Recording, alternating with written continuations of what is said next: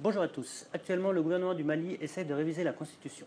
Objectivement, je ne vois que des raisons de s'y opposer, mais comme tout le monde n'a pas le temps d'analyser toute la situation, je vais essayer de vous résumer les points les plus importants en 3 minutes.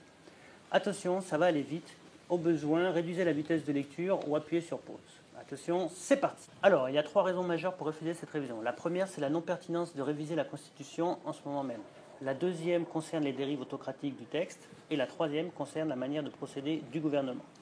Concernant la pertinence de réviser la Constitution, en ce moment, l'article 118 de l'actuelle Constitution, 1992, précise qu'on ne peut pas réviser la Constitution s'il y a atteinte au territoire national. Il est officiel que les services de l'État et l'armée ne sont pas présents dans la région de Kidal, par exemple. Certes, la Cour constitutionnelle a dit que ce n'est pas un obstacle, puisque ces zones ne sont pas occupées par des forces étrangères, et donc il n'y aurait pas d'atteinte à l'intégrité du territoire national. Bon, ils peuvent aussi dire que la Terre est plate s'ils veulent. Ensuite, comment est-ce qu'ils vont faire pour organiser le référendum dans ces zones où il y a des morts chaque semaine? Soit ils n'organisent pas dans ces zones parce qu'en termes de voix, c'est négligeable et que ça ne changerait rien au résultat de toute façon. Mais dans ce cas-là, ils reconnaissent que ces populations n'ont aucune voix et que les rebelles ont raison. Soit ils organisent, et dans ce cas-là, le vote risque très fortement d'être perturbé, soit par des attaques, soit par des vols d'urnes qui sont une spécialité locale, et ils se retrouvent avec le même dilemme.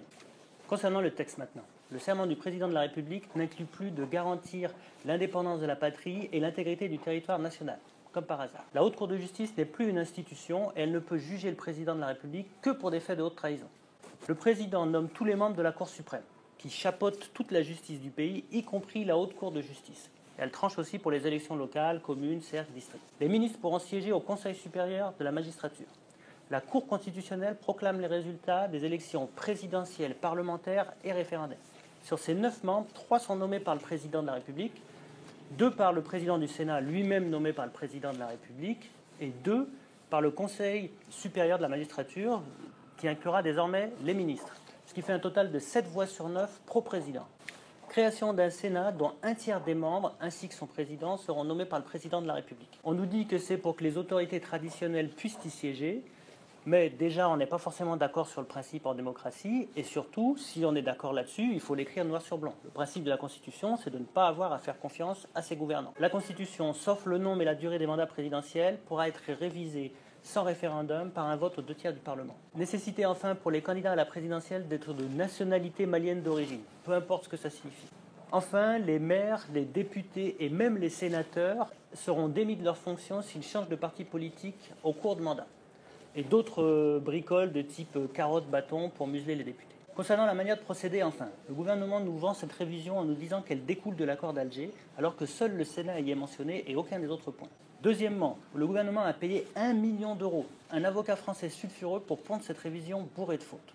Troisièmement, le gouvernement s'est précipité pour organiser un référendum seulement 3 semaines après le vote à l'Assemblée nationale. Quatrièmement, le gouvernement s'est contenté de publier le nouveau texte au journal officiel et les médias d'État relaient uniquement la propagande du oui. Les seuls débats qui ont lieu sont uniquement sur des radios privées. Aussi, le gouvernement et le président de la République insultent sans arrêt les défenseurs du non, nous traitant par exemple d'ennemis de la paix. Dernièrement, le gouvernement nous explique qu'on n'a pas le choix puisqu'on a signé les accords d'Alger.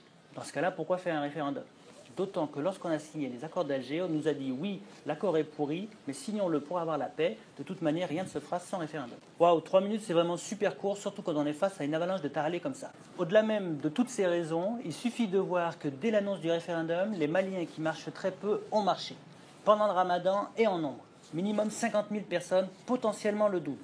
C'est réellement énorme. Pour vous donner une idée, c'est l'équivalent de 2500 Sotramas remplis. C'est comme si plus de 2 personnes avaient quitté chacun de tous les villages du Mali pour venir à la marche.